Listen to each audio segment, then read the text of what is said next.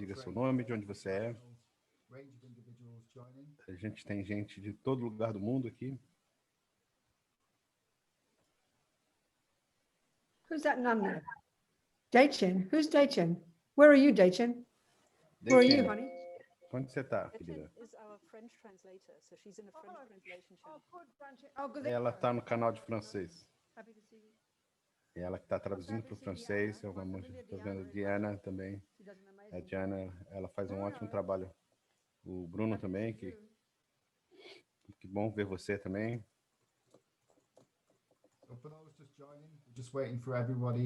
Então, enquanto todos estão entrando, eu estou esperando todos adentrarem aqui para a gente começar daqui a pouquinho. Jason or Tim, please, can you return me, Andrei Lomonosov, back to normal person, Yes. not co-host, because Yes. otherwise Russian recording won't work. Okay, just 1 second. Então, estão só pedindo para ajustar, fazer alguns ajustes aqui dos canais.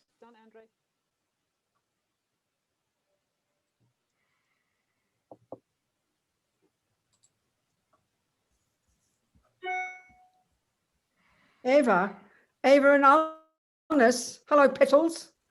I'm so happy to see you.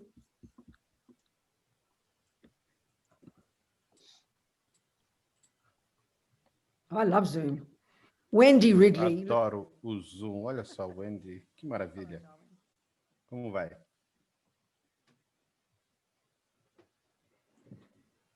That's not, yeah, there she is with her German name, Sabine, venerable. Mary, hello, sweetheart. There's Jamie in London. Okay, you people. Robin Bath, sweetheart. A Rubina está cumprimentando algumas pessoas que ela conhece.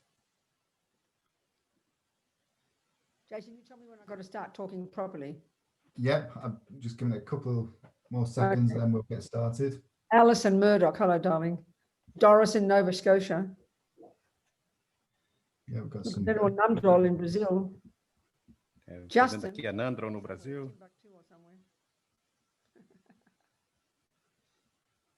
Great. Well, I think we'll get started, and people still keep getting admitted in the background. Então, acho que a gente pode começar e as pessoas vão entrando à medida que forem chegando. Sejam todos bem-vindos ao Big Love Festival, organizado pelo FDCW.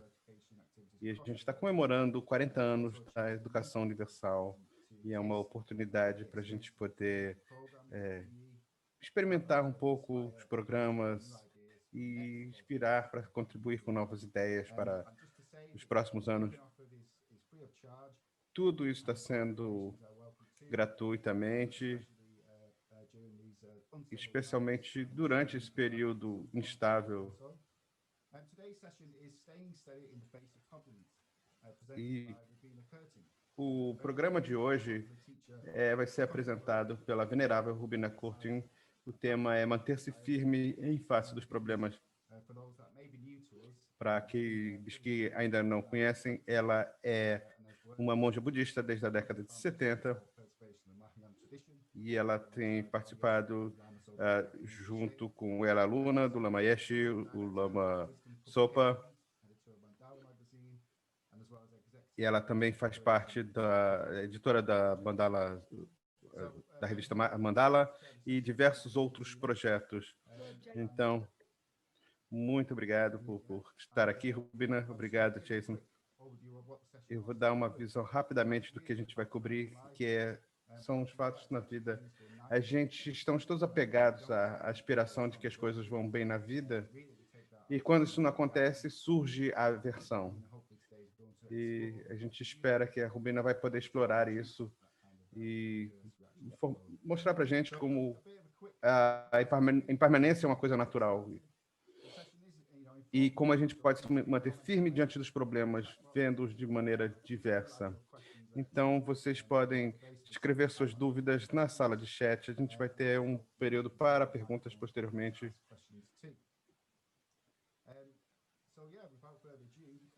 Então, vamos agora passar para a Rubina. Como se fala de educação universal? Eu estava um pouco confuso, eu até falei para a Vitória, eu achei que era para eu falar sobre o Lama Yeshe. Não, você vai falar sobre o que a gente falou, mas eu preciso falar do Lama Yeshe, porque educação é universal, não é? Eu preciso falar dele. Eu sou quase que a filha do Lama Yeshe, então talvez ele apareça, quem sabe?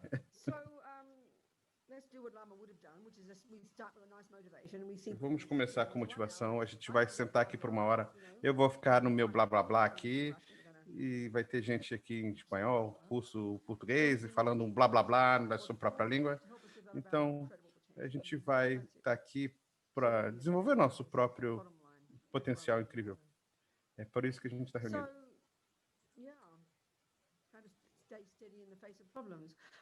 Como manter-se firme diante dos problemas? Quando a gente sabe os ensinamentos e o caminho Mahayana, o nível mais avançado, como o Lama Zopa diria, a gente precisa aprender problemas como a gente gosta do sorvete. Mas se você pensa nos ensinamentos budistas, é exatamente isso. A gente não começa a praticar.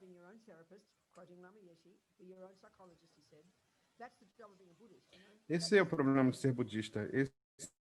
Essa dificuldade de ser budista. É assim que a gente começa em ser budista. Então, se a gente pensa nisso, é isso que a gente tenta fazer. A gente não começa a praticar enquanto a gente não tem problemas. Quando as coisas estão saindo bem, quando está tudo saindo do jeito que você quer, tudo que o seu apego quer. Eu estou numa casinha aqui em Santa Fé e está aqui bem fresquinho, tá bem frio, de entre 2 a 10 graus. E eu tenho aquecimento no chão, e quando está muito quente, tem o ar-condicionado. Então, quando fica quente demais, se você liga o ar-condicionado, quando fica frio demais, você liga o aquecedor. Nós somos muito afortunados. Se eu estou com fome, eu vou lá na geladeira, sempre tem alguma coisa para comer. Então, a gente tem o que o apego quer a cada segundo. E a gente chama isso de felicidade. E Porém, no momento que eu não consigo o que eu quero, quando eu tenho dor no joelho, quando o ar-condicionado não funciona, a gente fica estressado. E essa é a questão fundamental do ensinamento budista, que o Buda era um psicólogo fantástico, é sério isso. Porque o que acontece na nossa mente é crucial, é um ponto prático científico muito importante, que é a essência de todos os seus ensinamentos. O que acontece na nossa mente é a principal fonte do que acontece. Isso é muito simples, a gente pode repetir essa frase num único segundo, isso é fácil de lembrar. Mas para fazer isso, para realizar isso, meu Deus, como isso é difícil. Então a gente precisa dessa análise budista para entender por que isso é difícil. A gente é conduzido por esses 3 venenos, essas 3 emoções venenosas. E isso, muita coisa dessas veio dos indianos antes dele. Sua Santidade, o Dalai Lama, fala assim, não foi ele que começou a investigação da natureza do eu. E a mente era a especialidade deles, porque eles já estudavam isso antes do Buda. Ele só divergiu na sua própria direção, especialmente na questão da investigação da natureza do eu. E a especialidade do Buda é a mente. Então, nós temos esse mapa de 84 mil delusões. Quando a gente pergunta em que texto está esse mapa, eles dizem que não sabem, mas parece que ele deu esse mapa. E como o Yangben Rinpoche, depois ele... Eu nunca tinha ouvido falar disso antes, porque ele falou 21 mil dessas neuroses e delusões, essas doenças mentais. Tem um livro do Mahamudra que ele identificou 21 sinônimos. A maioria deles ele foi criando, porque ele foi fazendo isso com toda a sua imensa sabedoria para compreender esses ensinamentos.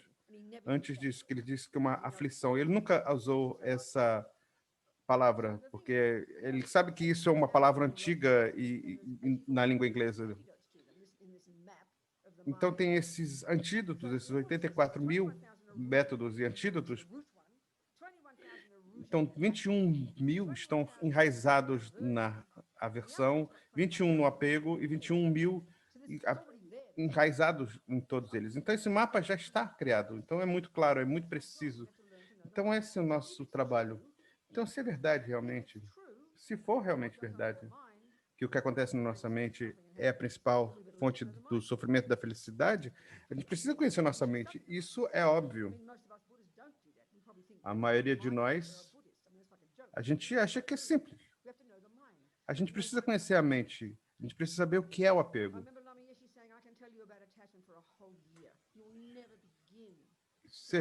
O Lama Yeshe falava, eu posso falar sobre o apego 1 ano sem parar, e a gente não estaria nem começando. Então a gente precisa realmente desvelar a nossa mente, identificar o que está acontecendo. Essa é a função de um budista. No primeiro estágio da prática, a gente é neurótico, a gente precisa ser cuidadoso, a gente precisa se afastar do objeto do apego, do objeto da raiva. E aí depois a gente passa para a renúncia, e depois você é muito... Porque chega um momento que você agora quer problemas. Os bodhisattvas precisam dos seus inimigos. Esse é um nível mais avançado. Então esqueça desse gostar de problemas. A única forma de ficar firme diante dos problemas é compreendendo o funcionamento da mente, porque é a mente que fica instável, ela que se aborrece. E esse é um dos pontos cruciais, na verdade. Hoje de manhã eu estava falando com você, eu estava falando sobre meditação, como ser uma boa monja, e aí tem uma perna, às vezes, uma dor ciática na perna, e isso tem acontecido ultimamente. No segundo que isso surge, o que acontece? Vem à tona a aversão. Mas a gente está tão familiarizado com essa aversão surgindo quando tem uma dor, quando o apego não tem o que quer, nós conflitamos imediatamente a dor e o pensamento na mente que interpreta aquilo. E aí a aversão. E é por isso que a gente fica chateado. A gente acha que fica chateado por causa da dor, na verdade não. A dor é um catalista e o surgimento da aversão é isso que realmente é que incomoda. A aversão é que é esse sentimento terrível. Isso parece ser uma revelação quando a gente começa a lidar com isso. Mas nós somos tão viciados a ter aquilo que o apego quer, que a gente identifica o apego a um bom sentimento. A gente precisa aprender que há estados neuróticos da mente e há categorias diferentes. Tem a do apego, tem a neutro. Eu gosto de chamar de mecânica da mente. Não é nem bom nem ruim. E uma delas é o sentimento. Nesse caso, é um sentimento agradável que vem à tona. Aí vem o apego. E isso acontece tão rapidamente que parece ser a mesma coisa. Então, quando dói o joelho e a aversão vem à tona, parece ser a mesma coisa. É claro que eu estou chateada porque eu estou com uma dor no joelho. Por isso que eu estou estressada porque o meu marido não faz o que eu quero. A gente supõe que é isso. Mas isso é o ponto, é aí que começa a prática. Então, a gente precisa primeiro compreender que o sentimento não é um estado mental bom ou ruim. A psicologia moderna não fala sobre isso. A visão budista é muito singular.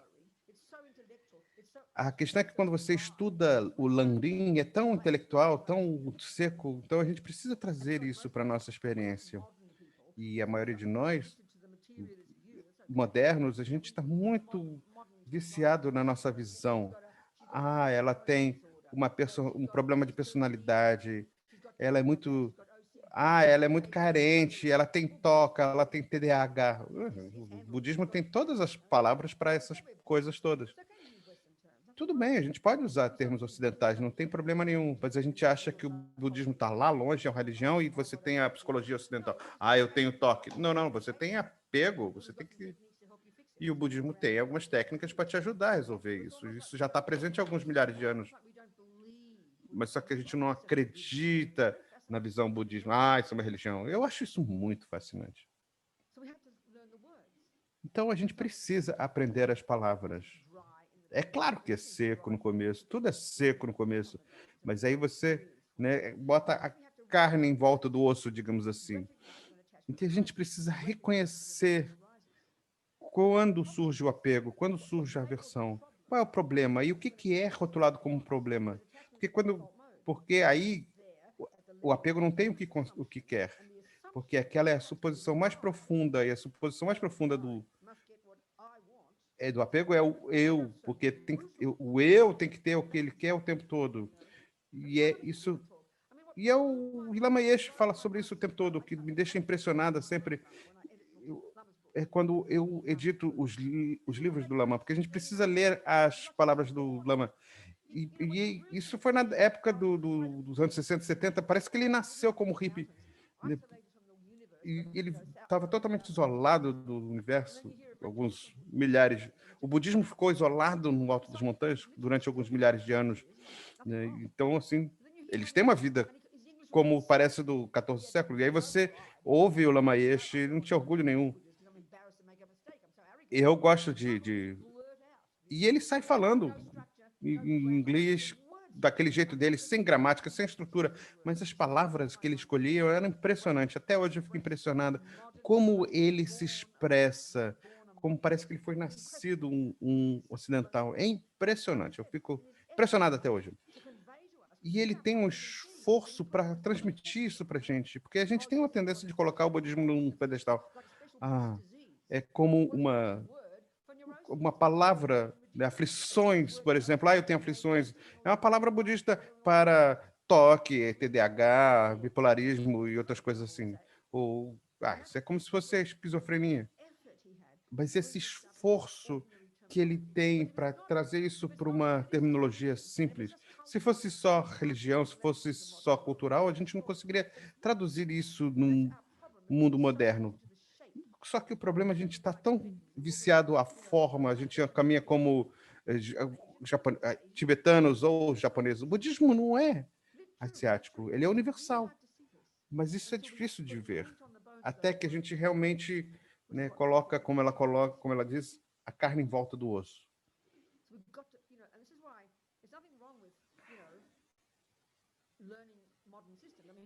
Não tem nada de errado em aprender sistemas modernos. Sua Santidade, o Dalai Lama, é impressionante, ele é incrível em criar uma ponte entre a ciência e o budismo. Não é uma questão de só querer comprovar aquilo usando termos científicos. Tem um cientista canadense que falou em neuroplasticidade, é o grande descoberta do século XX, mas o budismo já vem falando isso só há 2000 anos. Só que a gente só confia nisso quando algum cientista comprovou isso, mas tudo bem. Mas se a visão budista é válida, ela pode existir por conta própria. Então, para mim, é como o Lama era assim, ele não precisava se comparar com o Ocidente. Ele não falava em neurociência, mas ele dizia isso de tal forma que quando a gente ouvia, a gente falou, nossa, isso é isso. E se os ensinamentos budistas são válidos, eles precisam funcionar dessa forma.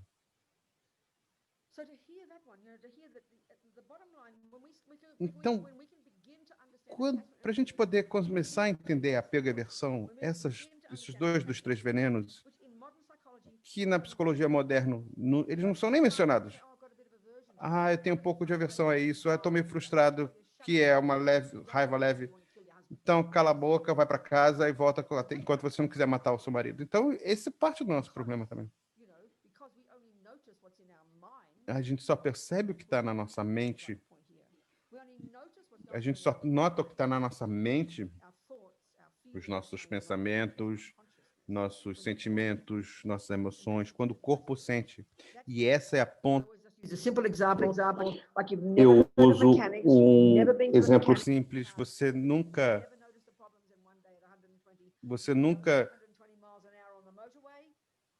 por exemplo, se você tem um carro, né, você está lá 150 km por hora e tal, não sei o que, de repente a roda cai.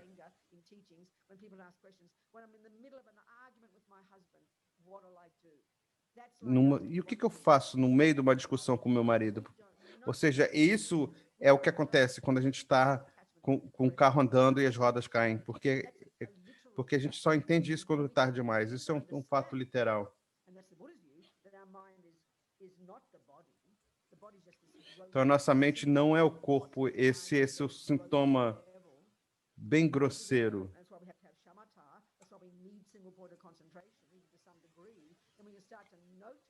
Então, quando a gente tem a chamata, por exemplo, a gente consegue assentar a mente para começar a perceber os pensamentos quando eles surgem.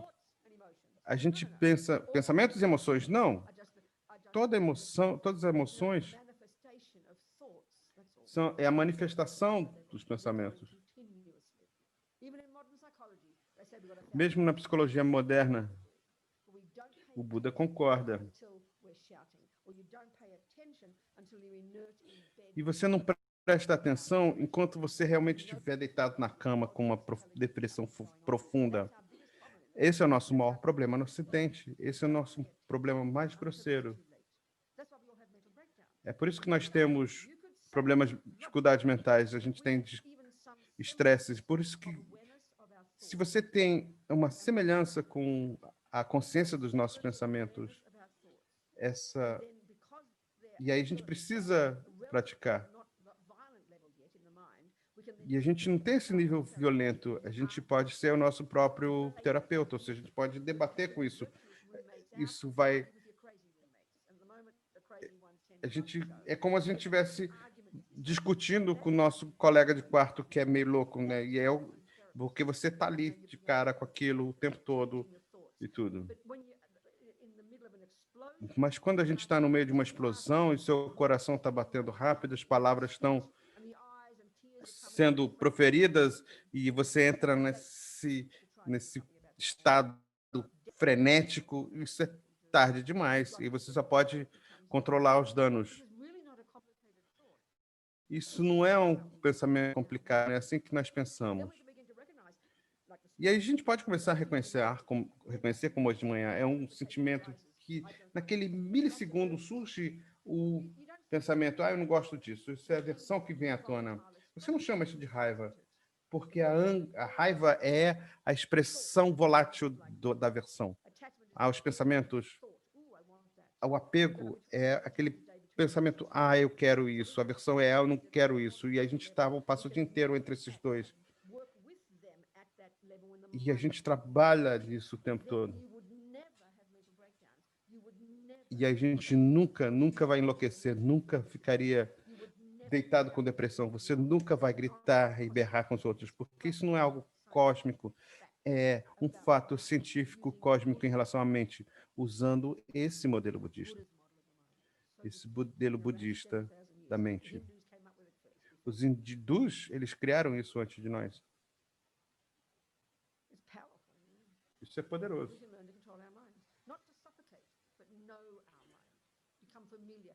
A gente se familiariza. Então, isso realmente leva tempo, realmente leva tempo.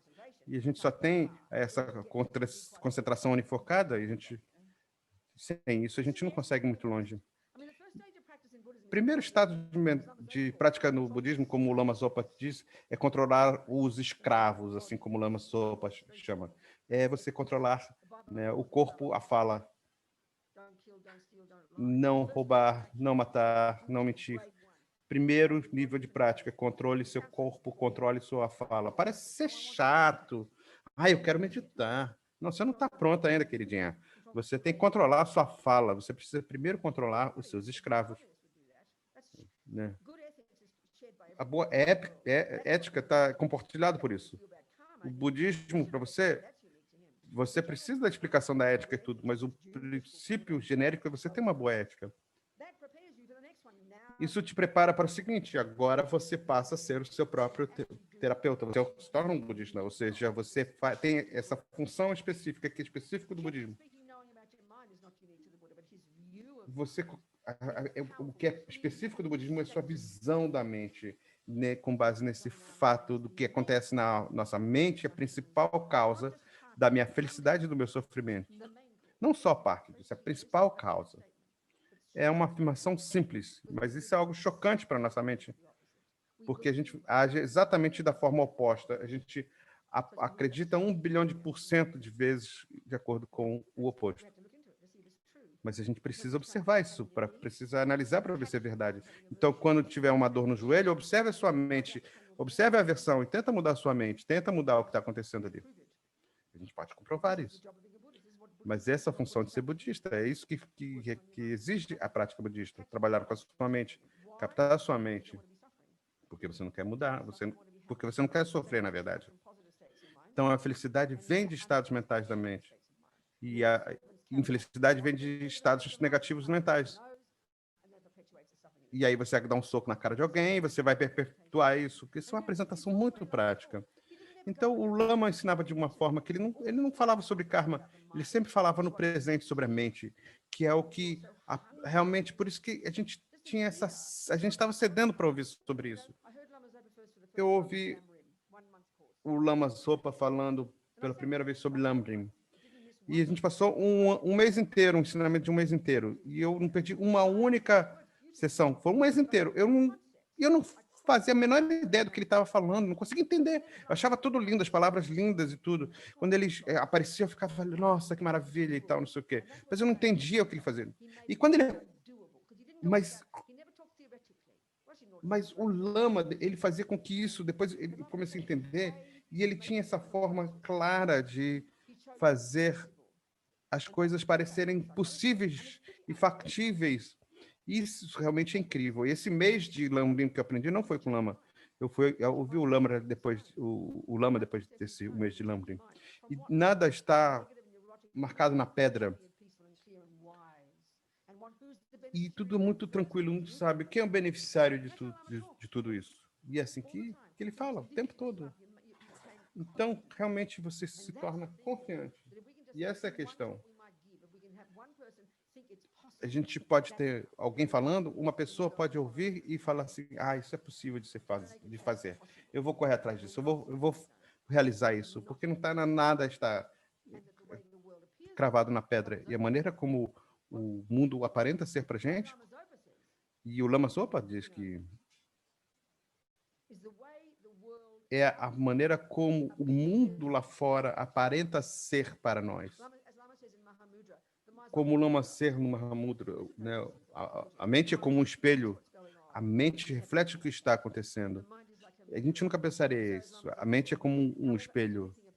Então, tudo aparenta existir ali fora, aparenta ser ali, de volta para nós, como se fosse um espelho. E como diz o texto, é um aspecto do que está na mente.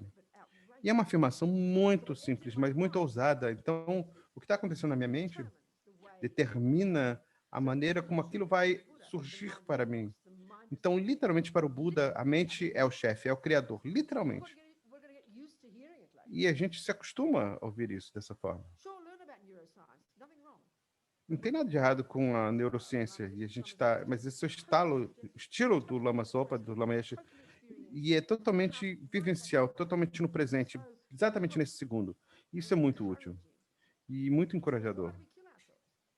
E por que a gente se mata? Por que a gente mata outras pessoas? Por causa do apego ao ego, que é da ilusão raiz, está tudo realmente firme na pedra, e isso aparenta ser como um pesadelo, e a gente acredita que isso é um pesadelo, e a aversão é tão poderosa e tão dolorosa, a gente simplesmente quer se afastar, a gente quer matar o objeto, não há outra solução, porque a gente não percebe as coisas, porque a gente interpreta isso de certa forma. Isso é um milagre.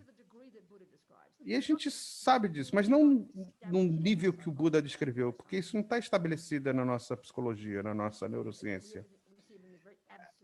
A gente vê as coisas como sendo muito absolutas. Então, a pessoa me mandou um e-mail e falou assim, olha, tenho toque, tem outras coisas e tal, e a gente falou sobre como lidar com isso através da abordagem budista. E eu estava falando assim, claro, você tem que entender como funciona a mente, mas a mente não é o cérebro, isso pode ser chocante, eu não estou falando isso para insultar os cientistas, mas o cérebro é o indicador físico do que está acontecendo na sua mente, mas o que a gente está tentando fazer é entender os pensamentos por dentro e os sentimentos também. E para ela foi liberador pensar que ela não estava presa, como se você tem só uma mão, você só tem uma mão, o que você pode fazer? Então ela estava sentindo que como o seu cérebro era uma coisa, eu estou pacado com isso, eu estou preso com isso. E, de repente ela percebeu que ela não estava presa àquilo, e é isso que é libertador. E a neurociência, a neuroplasticidade é maravilhosa, comprovar isso que o Buda falou. Essa programação, como é o nome daquele monge francês? O nome daquele monge francês?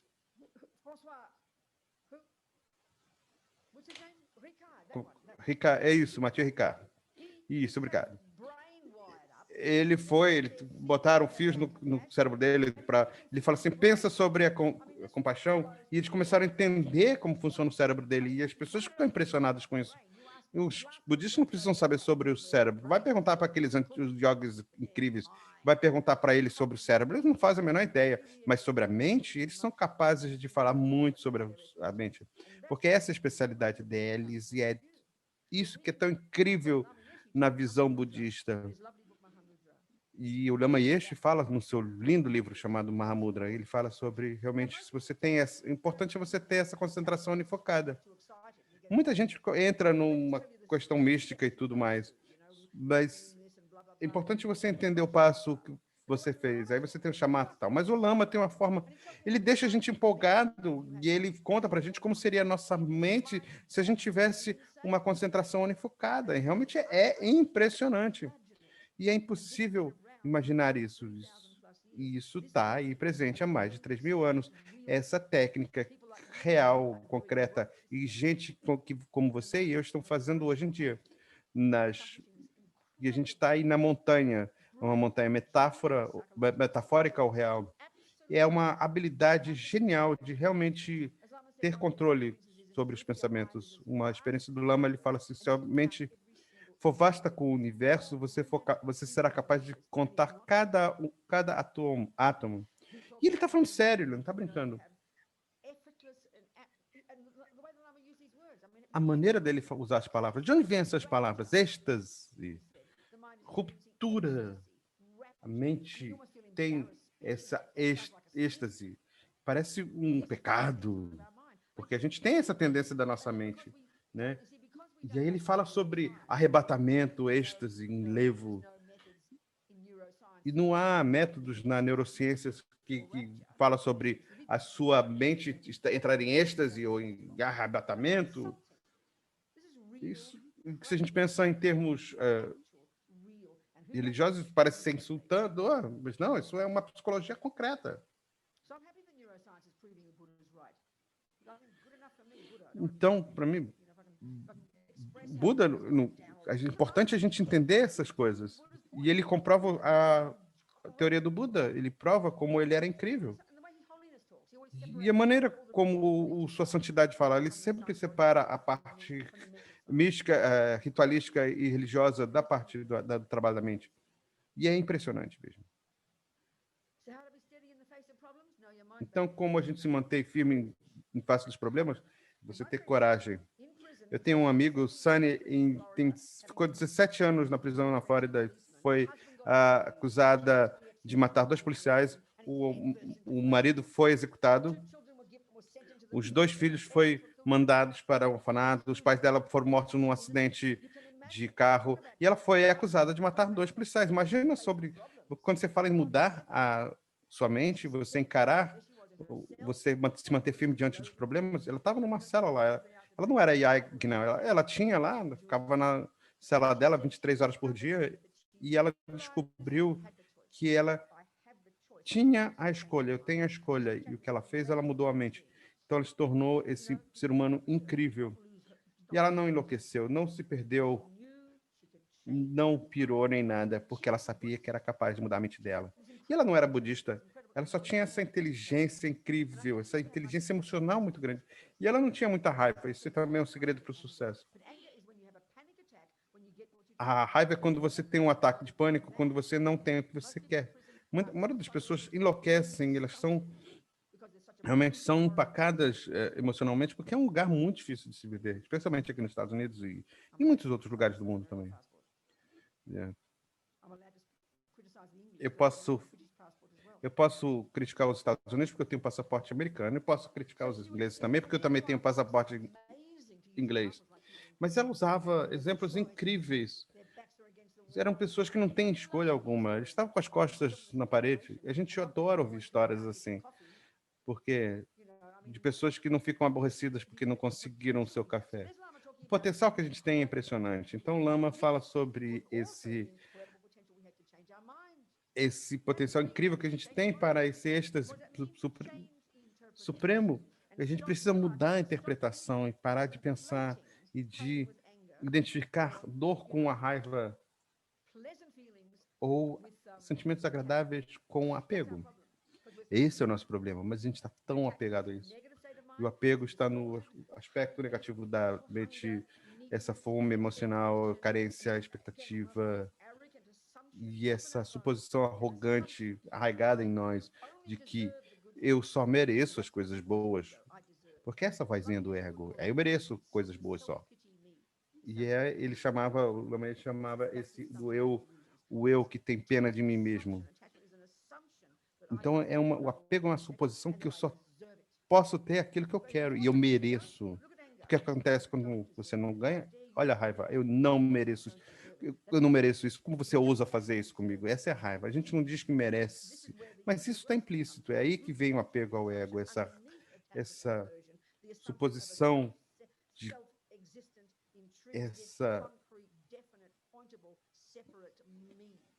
esse eu totalmente separado, intrínseco, isolado, com existência própria. A gente acredita nisso. Então, só essas três coisas, se a gente trabalhar com essas três coisas, isso nos dá uma compreensão profunda da nossa própria mente e, consequentemente, de todos os outros. Eu adoro a visão budista da mente. Eu acho que é muito impressionante. É um dos meus psicólogos preferidos, né? Realmente eu gosto muito de falar sobre isso. Bom, vamos ouvir algumas perguntas, né? Acho que eu falei demais. Eu tenho uma pergunta minha aqui, depois a gente pode pegar outras perguntas. Você falou dessa ideia de não acompanhar o apego, nem a raiva, o apego, a aversão. E no Ocidente a gente tem essas sensações, a gente não tem o que a gente quer, a gente fica realmente, acha que a gente tem que ter aquilo que a gente quer. Isso é uma concepção equivocada. Tem gente que acha que o budista se torna uma pessoa do nada. Você quer um chá? Ah, não. Eu não quero. Quer café? Ah, não me importo com isso. Isso é indiferença. Meu Deus, não tem nada a ver com isso. É muito mais sutil, tem uma nuance muito maior do que isso. Ou seja, você precisa compreender, entender, que você se torna muito despreocupado. E essa é uma visão equivocada, muito clichê, que é muito comum, inclusive. A gente não aponta a aversão e apego no nosso mundo como sendo um problema. A gente coloca isso junto com amor, compaixão. A gente acha que são estados positivos na mente. Então, primeiro, a gente precisa contrapor essa suposição da mente. E é difícil de ouvir a questão budista, porque a gente não está acostumado a isso, que há categorias mentais que são negativas, perturbadoras, né? Porque o eu é a fonte do sofrimento e tem estados mentais que são valiosos, são válidos, que são virtuosos. E a primeira coisa que você precisa aprender, mas só que a gente não aprende isso, a gente acaba aprendendo, eu não devia ficar com raiva, não devia sentir apego. E esse é um problema. A gente tem que realmente aprender e pegar esses modelos mentais da mente. Então, isso é uma questão técnica, não é moralista. Entendeu? Então, as pessoas precisam mais sobre o que o Buda está falando. Não só pensar. Você estuda, você não pensa a respeito, você estuda. Se você não sabe a diferença entre ervas daninhas e flores no jardim, você precisa estudar botânica. Então, você precisa estudar o modelo budista da mente. Muita gente que é budista fala assim, eu entendo isso intelectualmente, eu não preciso fazer isso. Porque o importante é a experiência. Claro, você precisa da teoria antes. Entendeu? Muito bem, eu entendi muito bem. Obrigado. Então, se alguém tiver aí que gostaria de fazer uma pergunta, Maria Adriana, tem perguntas? Maria, gostaria de fazer uma pergunta? Cadê Maria? Que o pessoal está escrevendo isso. Então tem uma pergunta assim, como você trabalha com a sua mente quando você vive sozinha? É a melhor forma disso. Quando você entende que você não tem um marido idiota e crianças e cachorrinhos para atrapalhar. O pássaro precisa ter duas asas. Tanta gente tem perguntas, né? Então, organizei para mim. Então, você tem o pássaro precisa de duas asas, compaixão e sabedoria. e tem a asa da sabedoria, então a melhor forma é você se livra do sexo, drogas e rock and roll, sobe a montanha e fica lá. Essa é a melhor forma. Mas a gente está cercado de banheiros e maridos, filhos e coisas. A gente está tão distraído e a gente não consegue olhar para a mente. A melhor forma é quando você está sozinho. É como se você fosse autista ou esquisito na nossa cultura, né? Pessoa estranha, a gente não sabe o que fazer com a nossa mente. Só que a gente precisa aprender a aprender isso. A gente precisa começar a aprender isso. Você tem que praticar um pouquinho todo dia. E essa é a disciplina que a gente precisa. E essa é a melhor forma e melhor momento de olhar para nossa mente. Porque só que a gente quer estar sempre distraído pelas pessoas da nossa vida. E aí a gente tem a solidão que vem, que é uma função do apego. Aí, só que eu não sei como olhar para mim mesmo. Então é uma coisa muito poderosa de fazer, mas não é fácil. Então, o melhor momento de você olhar para a sua própria mente. Mas a gente precisa aprender como fazer isso. A visão e as técnicas budistas são muito específicas. Espero que isso ajude.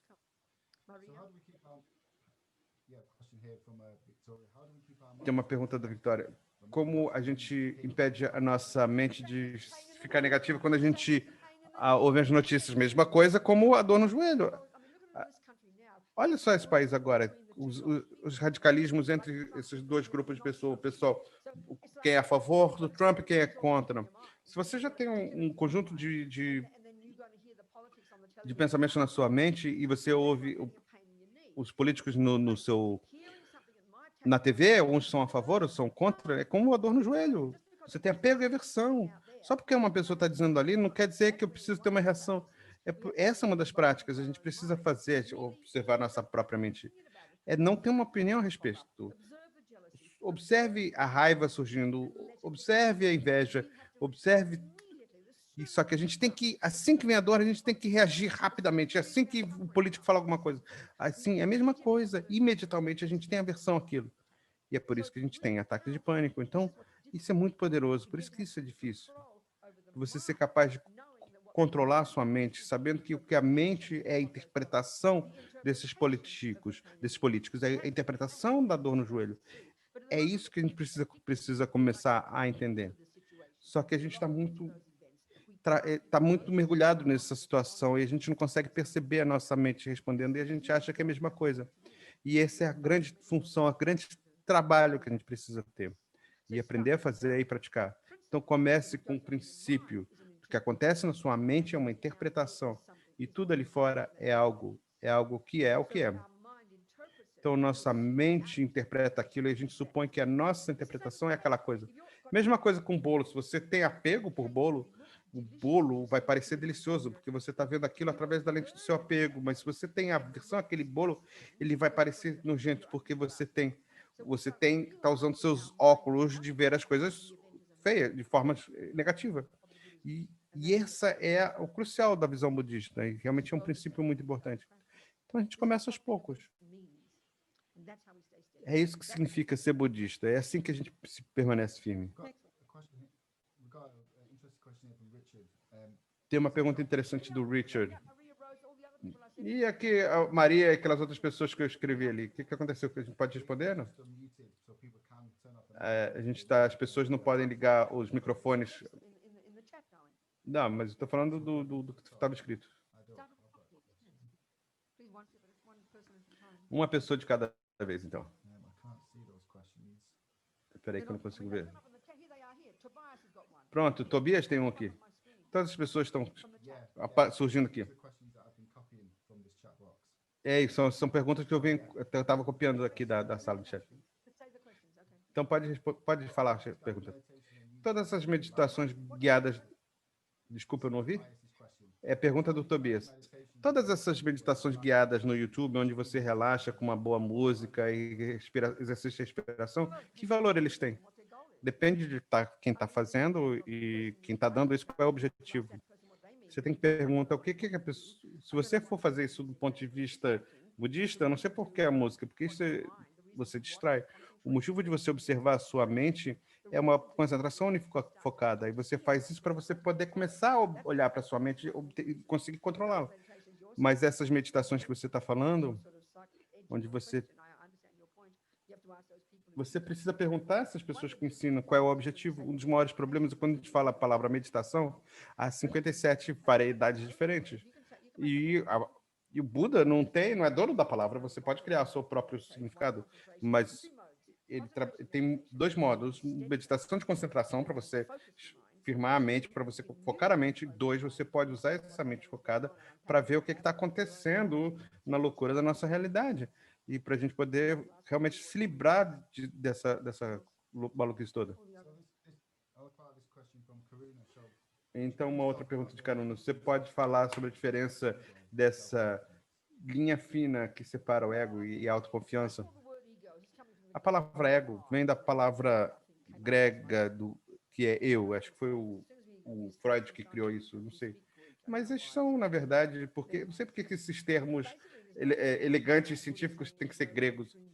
Mas ele fala que não há um eu. O Buda diz que não há um eu intrínseco. E a melhor forma de dizer, esquece o ego.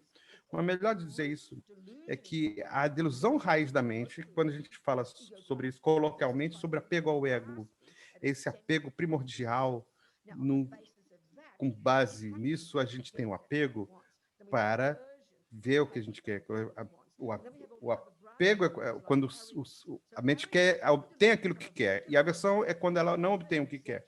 E a gente tem a tendência a exagerar muito aquelas coisas. A gente tenta embelezar as coisas ou enfeiar as coisas exageradamente. Então, você exagera demais as coisas. Então, autoconfiança, na psicologia budista, não há um termo para isso. Eu diria que isso é um estado virtuoso da mente, que você está satisfeito, contente com quem você é, você conhece as suas qualidades, positivas, você sabe quais são as suas qualidades negativas, mas você tem confiança. A autoconfiança é relaxada, a autoconfiança você tem a humildade, porque você não está surtando. Uma pessoa arrogante, é interessante, a arrogância é quando você cutuca a arrogância, você fala que a pessoa é uma vaca, alguma coisa assim, a pessoa realmente cai numa baixa estima. Ela cai num estado de baixa autoestima. Mas a baixa autoestima é um estado mental e ela se sente agredida e acha que as pessoas ali são melhores do que eu. Então, se você não tem arrogância nem autoestima baixa, você tem essa confiança e você tem humildade. Você está à vontade, você é alegre de conhecer alguém melhor que você. Então, o crucial desses estados virtuosos mentais é você não ouvir isso como um moralista. É uma questão técnica. Estados mentais virtuosos são válidos com a realidade. A delusões não, porque eles não estão alinhados com a realidade. São doenças mentais. Então, são totalmente diferentes. Então, a gente acaba inflamando, distorcendo. Então, o orgulho exagera a minha vaidade, a minha importância. Então, eles estão relacionados com uma série de questões. E isso é algo que você precisa na análise budista. Isso não é uma análise moderna. E como eu falei no início, quando a gente precisa começar a distinguir essas partes da nossa mente. Próxima pergunta. Tem uma outra pergunta do Richard, que perguntou mais sempre. A primeira pergunta está ligada a tentar mudar a mente, não seguindo o apego, ou corrigir a mente é uma outra forma de resistência? Tentar mudar a mente, ou corrigir a mente não é outra forma de resistência? Você precisa querer saber por que você quer mudar alguma coisa. Mas você está supondo que você tem que seguir o fluxo. É como você olhar para o seu jardim. Ah, olha ali, tem uma erva daninha. Ah, tem uma erva daninha, tem um legume, tem uma flor. Qual é o objetivo? Você precisa primeiro reconhecer. Mas qual é a ponto de ação? Você não pode ser, você está dirigindo na estrada, eu estou na pista errada. Não tem resistência. Não, você vai morrer ali.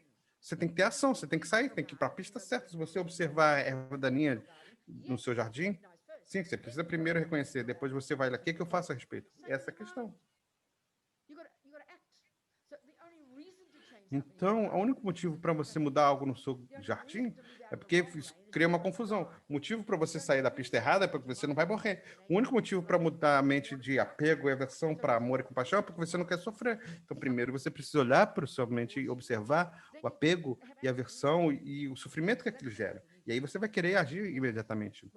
Próxima. Nossa, gente, vocês só me deram 1 hora, a gente já está acabando o tempo. Que besteira, 1 hora só. Então, o Wendy tá querendo saber também. O que você acha que o Lama Yeshe diria sobre... Eu perdi aqui. O que ele diria sobre a União Europeia hoje? A educação universal, desculpa, que é o Então, ele realmente ele foi criado nesse sistema medieval, mas como ele pegou essas palavras e levou para o coração, e ele conheceu gente que teve a sensibilidade de expressar isso, é disso que se trata. E isso transformou isso em uma coisa universal, e é isso que é fundamental, isso que é tão importante. A mente é importante. Eu estou devagando, mas eu estou respondendo a pergunta, Wendy. Mas quando eu ouvi os ensinamentos pela primeira vez com o Lama, eu fui católica, depois hippie, depois comunista, depois feminista radical, depois eu fui uma lésbica feminista radical. Eu acho que você nunca ouviu essas diferenças todas. Aí eu fui ouvir os ensinamentos do Lama Yeshe e realmente foi impressionante.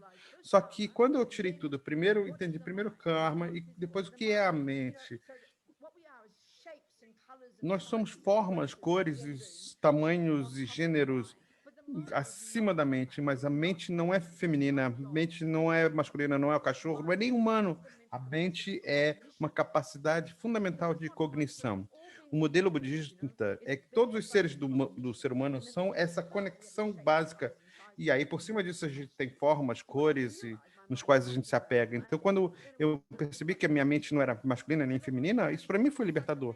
Então, a gente precisa entender a questão fundamental e ter a habilidade de entender como falar com alguém. Se você está falando com uma criança de 5 anos, você pode descrever o budismo perfeitamente para aquela pessoa, se você entender. Ou se você estiver falando com o alemão, se você estiver se relacionando com um cachorro, você vai encontrar uma forma de transmitir isso para ele. É encontrar a verdade fundamental que acontece na Índia, com Buda, com Tibete. Só que a gente está muito apegado ao pacote externo. Eu falei assim, eu não gosto desse som ali que eu estou ouvindo. Não, você tem que internalizar aquilo. Depois você pode traduzir aquilo em termos que você vai conseguir transmitir para cada uma daquelas pessoas com quem você está conversando. É isso que o Dalai Lama, o Buda e o Lama Yeshe estão falando o tempo todo. E você internaliza primeiro, você aprende. Não, o importante é você internalizar, senão a coisa não é possível. Quando eu aprendo música, por exemplo, eu preciso aprender Bach. Se eu não conseguir internalizar aquilo, eu não consigo tocar nenhum tipo de música. O básico tem que estar, a base tem que estar clara para mim. Então, para isso, eu preciso praticar, para que aquilo possa ser preciso, válido, e eu possa aprender direito a técnica. Isso é muito importante. Então, tem uma outra pergunta aqui também, faltam 7 minutos. Como a gente pode começar a estudar a psicologia moderna para entender a nossa mente?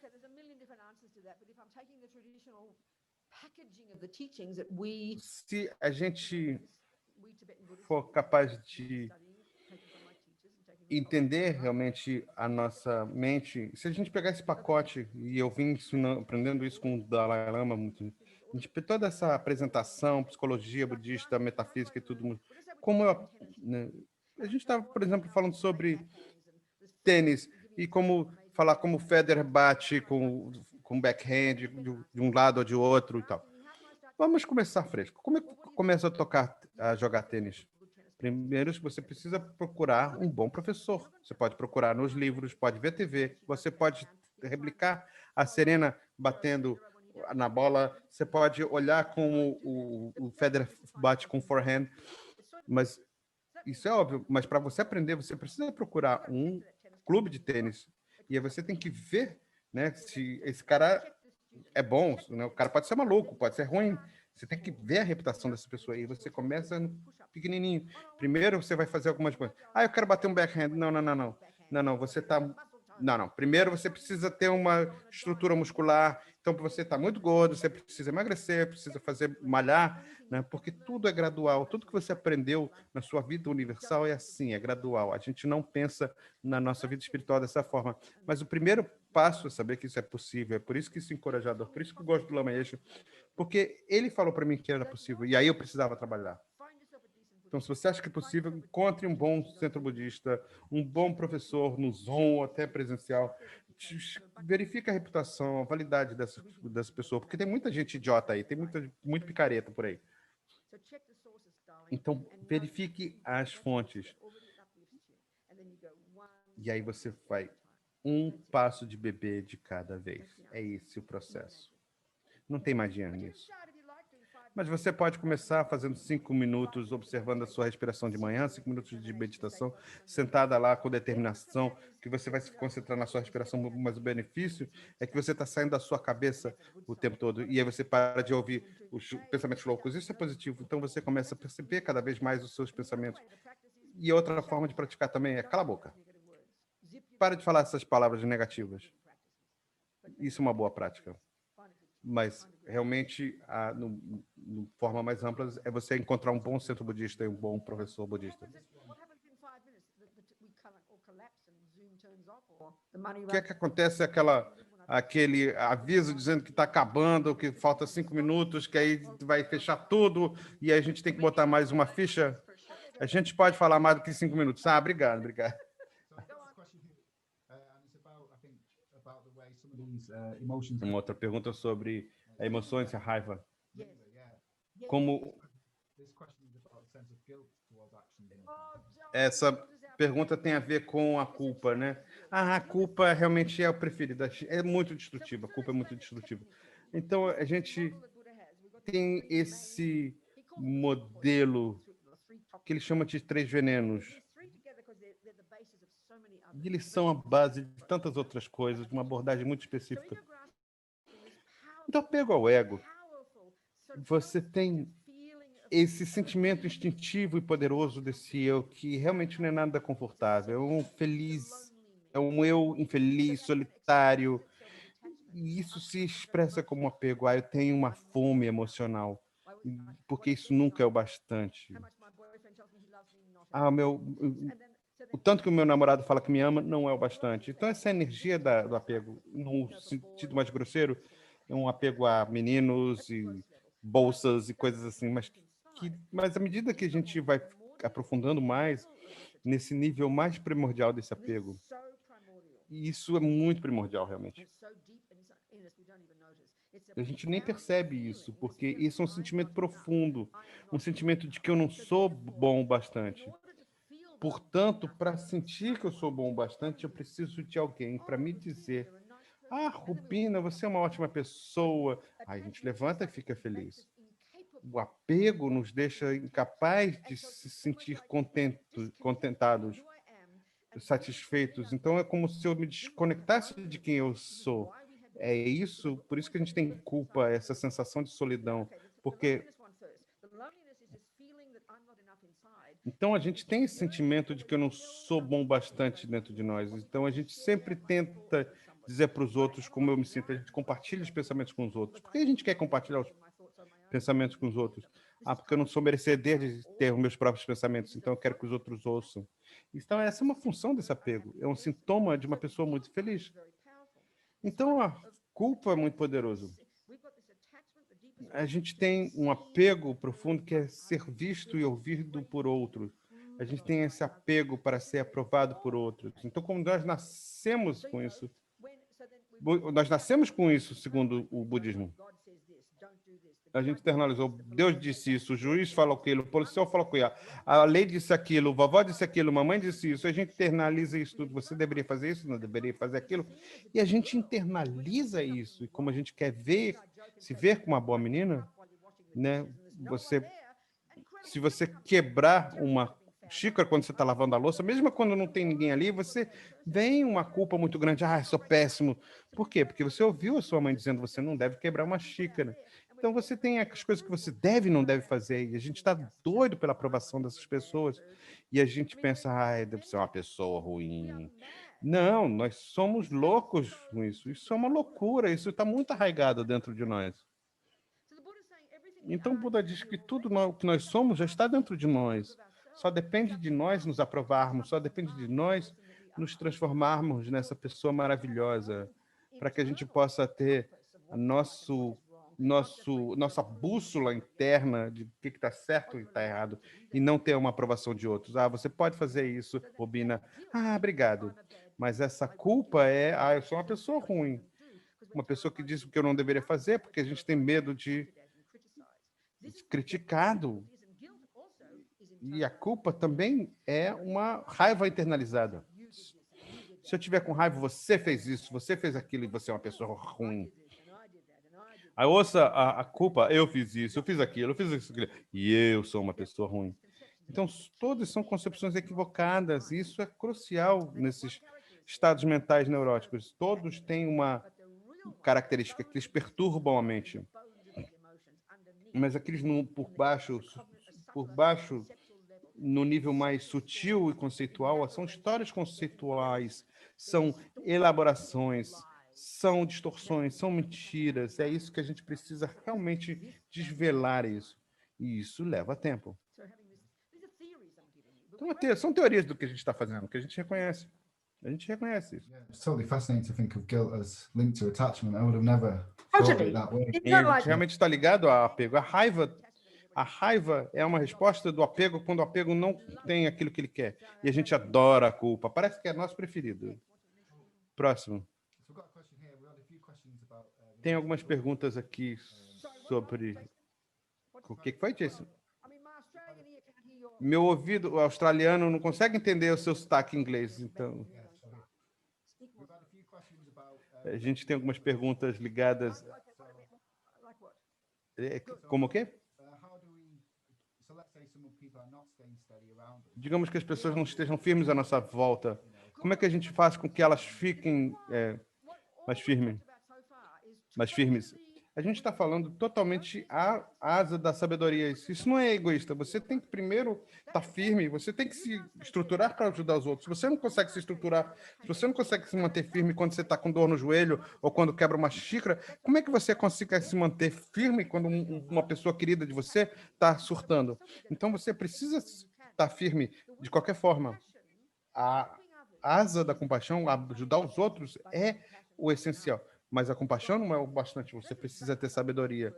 Então é uma palavra meio vaga, estranha para dizer, mas o significado disso é que, por exemplo, a asa da compaixão tem a ver com tudo que a gente está descrevendo aqui. É o que você tem que fazer com você mesmo. Por isso que você tem que fazer isso com você por conta própria. E com base nisso, qual é o sucesso? Você vai ficando menos neurótico, vai ver as coisas com mais clareza, vai ter menos apego, menos raiva, menos inveja, menos deprimido. Aos pouquinhos, passo a passo, com confiança. E você vai saber que você vai estar mais firme, mais clareza. E vai estar mais satisfeito, mais feliz. Portanto, você está removendo todo o lixo diante dos seus olhos que impede com que você enxergue as outras pessoas. Porque hoje a gente vê os outros através da lente da raiva, da depressão, do apego, e a gente surta. Então, quando você consegue controlar seu corpo, fala e mente, a gente olha para os outros e fala, uau, olha só. A gente percebe que estão todos no mesmo barco. E a gente consegue trabalhar nossa própria mente. Até nesse ponto, a gente pode ser um benefício para os outros, porque você entende a sua mente e agora pode entender o problema dos outros. Se você for um alcoólatra, você não pode ajudar outros alcoólatras se você continuar alcoólatra. Isso é uma loucura, vão afundar junto. Mas quando você se trata, você vai ser capaz de ajudar os outros. E é a mesma coisa. E quando você percebe... A asa da sabedoria, basicamente, é cala a boca, controla, fala e o corpo entenda a sua mente. Entenda para você se tornar essa pessoa satisfeita. E aí você se qualifica para ajudar seu irmão alcoólatra, seu marido louco, sua filha adolescente, e olha só como é que você pode fazer. Qual é o termo que a gente diz que a gente não tem limites? Quando o apego e a raiva são esses tentáculos que saltam sobre outras pessoas e a gente enlouquece. A gente tenta manipular o meu marido para ele mudar, porque eu acredito que eu sou feliz por causa do meu marido. Ah, eu acredito que eu sou só feliz por causa do meu namorado. E a gente acaba lidando com as pessoas de uma forma muito neurótica. Então a gente precisa olhar para nossa mente. E aí você vai ser mais estável, mais feliz. É como ser um pai, uma mãe sábia. Você vê uma criança dando um piti, se você tiver raiva e apego, você vai dar um piti também. Mas se você tiver mais estabilidade, você tiver compaixão, você percebe que aquela criança tem um problema e você vai tentar entender e você tem habilidade para lidar com aquilo. Você pode deixar a criança, né? Ou é a mesma coisa com uma criança que está dando ataque ou um seu irmão alcoólatra. Você tem compaixão, tem amor, isso é uma categoria positiva, mas pode ter o apego também. Então, o seu apego é esse viciado dentro de você que só quer que as coisas sejam adoráveis. É isso que é o apego, é um viciado. Só quer que tudo seja bom. Por isso que parte de você não suporta o seu irmão alcoólatra.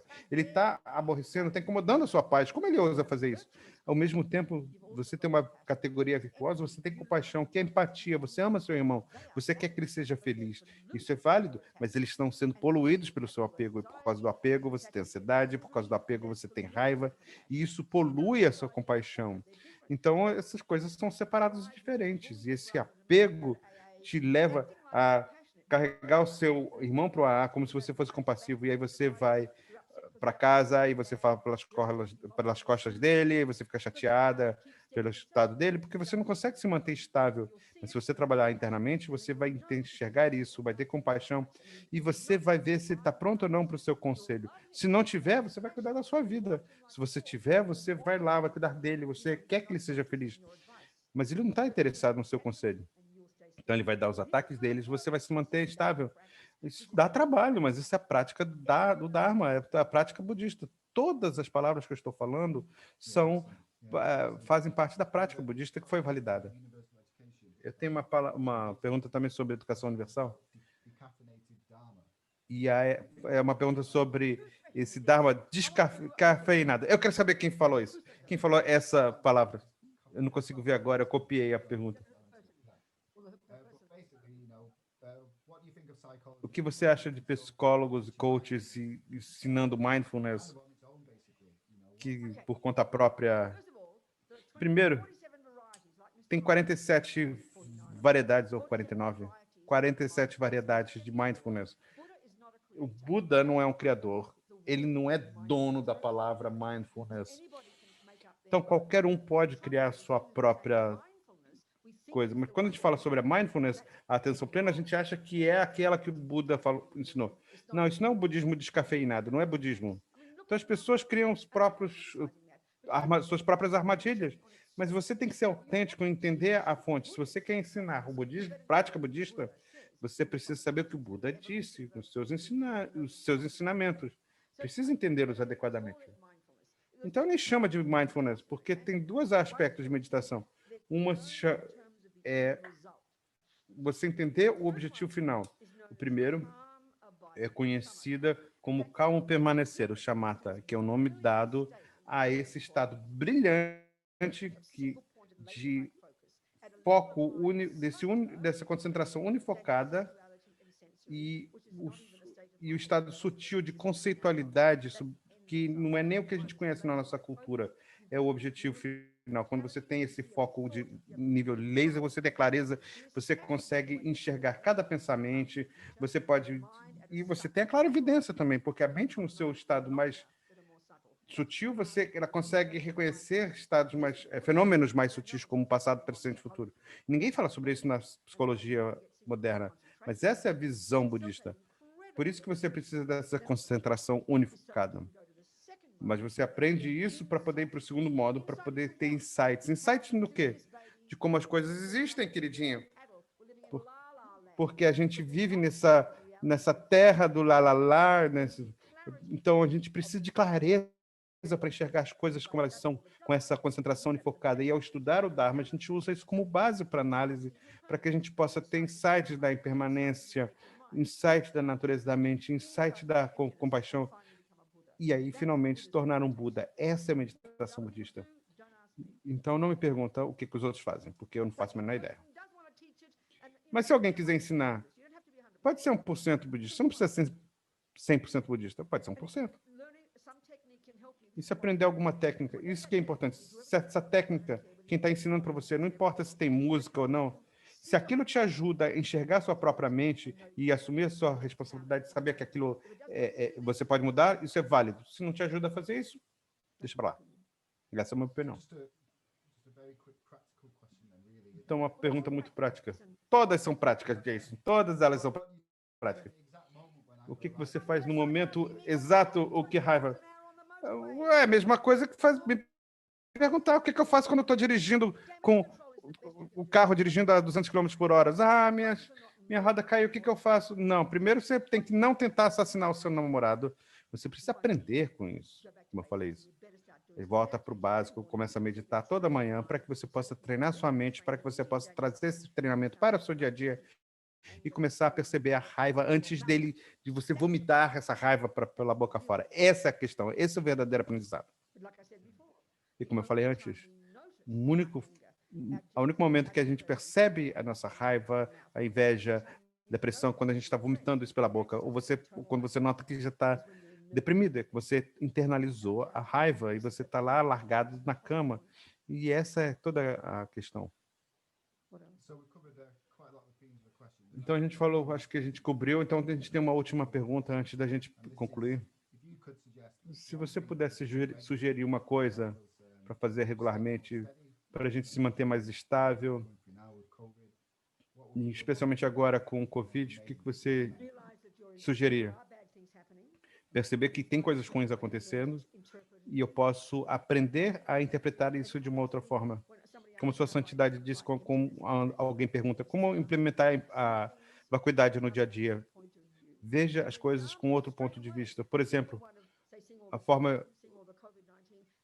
o Covid-19, a gente pode ter um ataque de pânico. Se eu pegar um Covid, a gente começa a tensionar e a surtar. Então, essa é uma interpretação chamada apego. Todos nós temos. Mas como eu posso ver isso de forma diferente? A gente pode ter compaixão.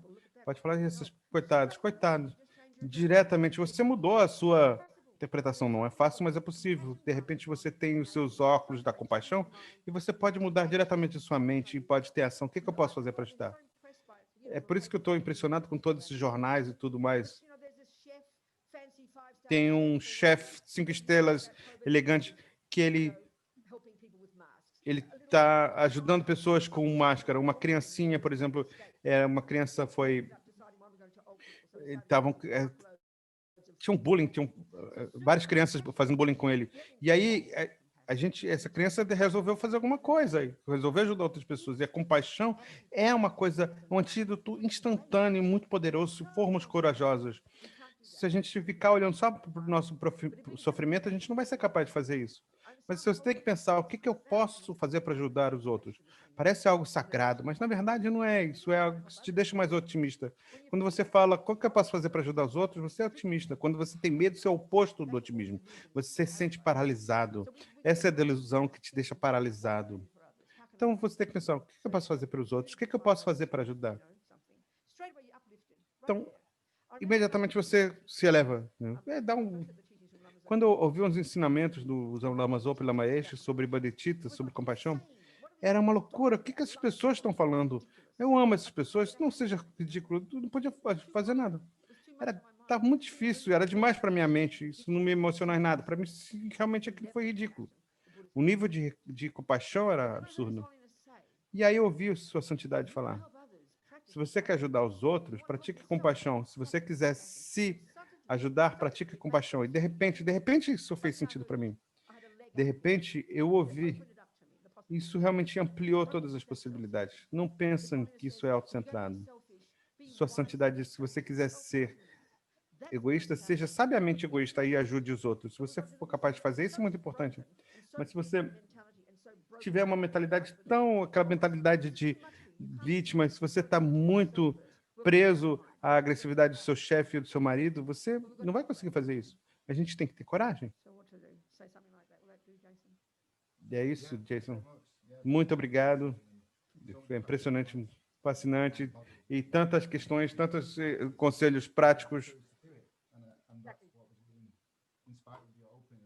E é muito importante, você realmente é muito inspiradora, e você falou sobre o Lama Yeshe, sobre autoconfiança, exatamente. Então é isso que eu quero deixar a vocês. Mesmo se você... Todos nós temos a possibilidade, a nossa mente não é uma coisa fixa, todos nós podemos mudar isso, todos nós podemos ter confiança nisso. Então, como o Lama Yeshe disse, você pode ter o Mickey Mouse no seu altar, se você quiser, você tem que mudar. Não importa, o importante é que se você mudar a sua mente, a sua forma de pensar. E quem vai se beneficiar disso somos nós mesmos. Muito obrigado, Victoria, e obrigado a todos. Estou muito feliz com o trabalho que vocês estão fazendo. Espero que vocês sejam muito bem-sucedidos em realmente em levar essas ideias muito otimistas para o universo. Nós precisamos muito disso. Obrigado. Eu vou cantar uma prece de compaixão.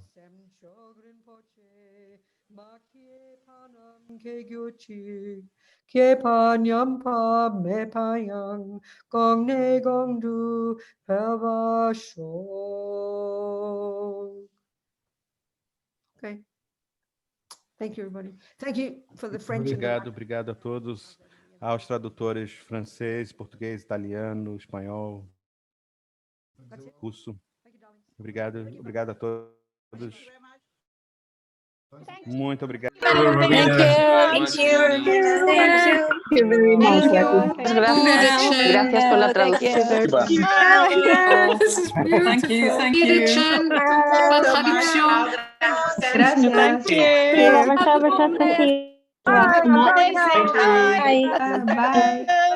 Obrigada. Thank you.